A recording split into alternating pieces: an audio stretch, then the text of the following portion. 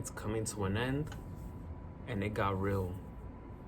If you saw that press conference with Jimmy Butler, he's basically indicating that he wants to get traded.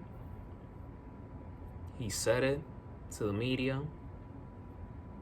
He basically lost joy for playing the game of basketball.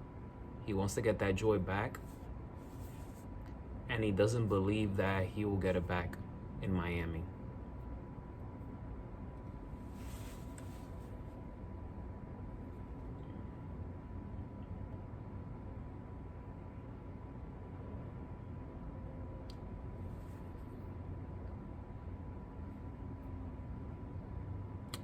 The last two games have been terrible for Jimmy Butler.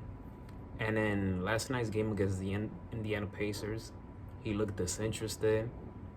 He was standing in the corner. I mean, he's not very happy with his role in the offense. The last two games, he has scored 9 points. I have never seen Jimmy Butler this frustrated, or I should say this disinterested in a game of basketball. Not even Minnesota, even though he won it out of Minnesota, but the performance standpoint, I never seen anything like it.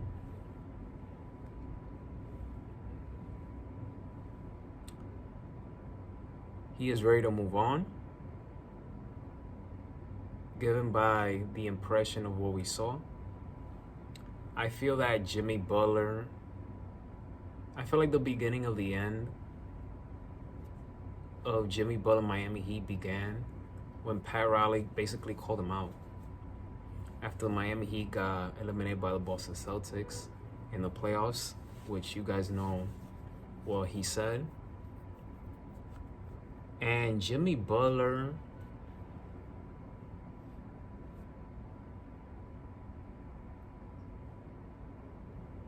gives you the impression, because I don't know him personally, but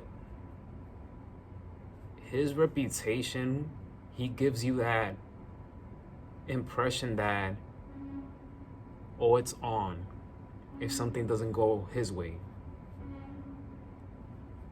He's not shy about that.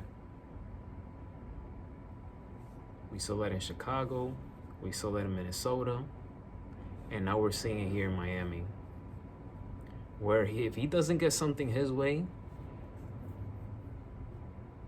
he's gonna answer back some way, somehow.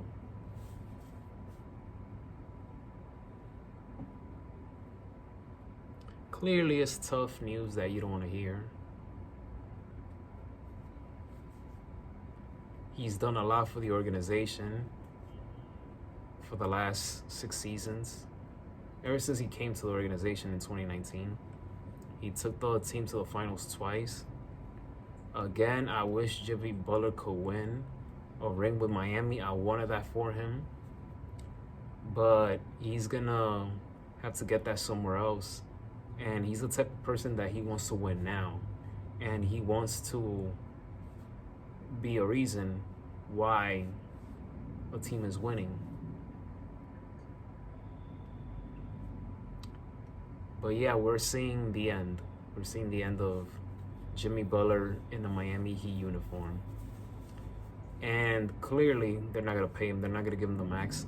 I don't blame them. I mean, he's 35 years old and he has durability issues. So if you're not going to pay the man, just trade him. If it were me, I would trade him. I get where Pat Riley's coming from. I get where Jimmy Butler's coming from. It's just one of these things where, hey, business is business, so. But yeah, I felt very bad and uncomfortable, especially for his teammates like Bam Adebayo, having to deal with all these questions about Jimmy saying that he's not happy, that he wants to be traded. I feel that they handle that very well, especially Bam Adebayo. But I feel bad. I feel bad because you don't want to be in that awkward, uncomfortable position where you have to answer questions that you don't want to answer at all, and you don't want to throw your teammates under the bus. Where will Jimmy Butler land? I don't know. But there is one team that I feel like is not being talked about as much of where he could potentially land, and that team is the Memphis Grizzlies. They're the number 2 seed in the Western Conference.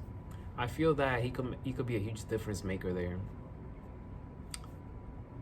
Aside from Jimmy Butler, I gotta give a clap to Kel'el Ware. Career high 25 points against the Pacers, 3 blocks. We're seeing the future of Miami Heat.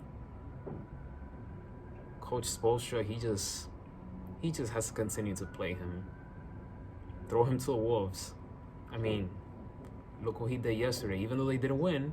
But hey, that's maximum effort right there.